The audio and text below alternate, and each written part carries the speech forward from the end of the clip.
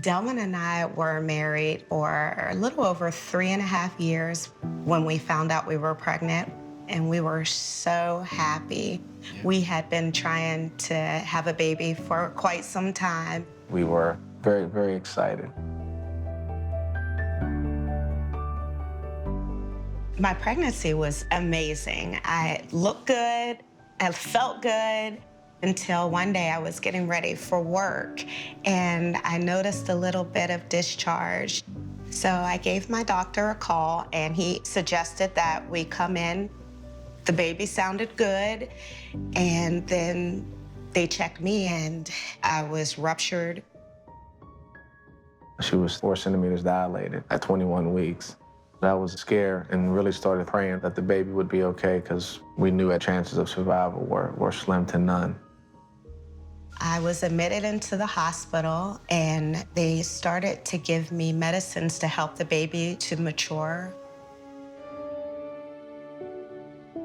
Leah Michelle was born at 23 weeks and 5 days. She was 13 inches long and weighed 1 pound, 8 ounces. Even though she looked good physically, we knew we still had a long road ahead of us with her development.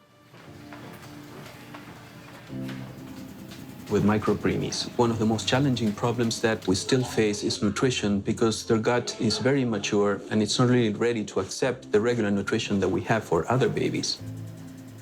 One day I came into the NICU and beside Leah's bed was a little packet. And I asked the nurse what it was, and she explained that they started to fortify my breast milk. A fortifier is something that we add to the breast milk to provide a little bit more calories, more protein, and more calcium to adapt to what these babies need. I looked at the ingredients on the package, and it was a cow milk-based fortifier. The problem feeding them cow milk fortifiers is that we're feeding them a foreign protein. Some of the babies do okay, many do not. And when they do not, they have pretty serious complications. At that point, I remembered what my friend's sister had warned me about. She told me that when they started to feed Leah, to make sure that I asked for a fortifier from a company named Prolacta. Prolacta is a human breast milk fortifier made exclusively from donor breast milk. Once I realized that Prolacta was the only product that offered 100% human milk, it became a no-brainer that this is what Leah needed to have. At first, I didn't want to say anything about the fortifier. I didn't want to step on any toes, and she was doing okay, so I thought, as long as she's okay, then I'm fine. One of the major risks that cow's milk poses to these babies is the development of NEC, which stands for necrotizing enterocolitis, and it's the leading cause of mortality in these micropreemies.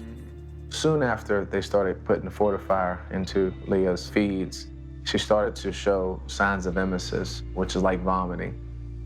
We knew she wasn't tolerating the fortifier that they were using. So we went to the hospital staff about the possibility of bringing in a fortifier from Prolacta, and they told us that they had never used it. Then one morning I came in and I looked at Leah, and she looked like she was about 5 months pregnant, and they had found blood in her stool. After some additional tests, it was confirmed that Leah had gotten NEC, and our hearts sank. These babies become very, very sick and very fast. In fact, many of them can die in the first 24 hours. I knew that I had to take off the hat of being friendly mom and become mama bear and push for Leah and her health. Once she was on the Prolacta fortifier, Leah became a different baby. She began to tolerate it very well. The results were almost immediate. She began to thrive. Pretty nice. She didn't require any surgery.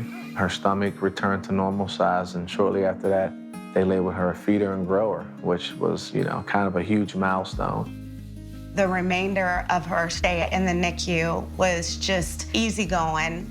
Her body responded and liked it. It really validated the struggle for advocating on Leah's behalf to get her an exclusively human milk diet if we could. It was worth the fight. After 131 days of being in NICU, Leah was finally discharged on July 31st. It was the best gift I could ever have, to have my baby out of the hospital and healthy. We have come a long way in the way we give nutrition to these babies and mostly to the micropreemies. Feeding them exclusive breast milk definitely helps.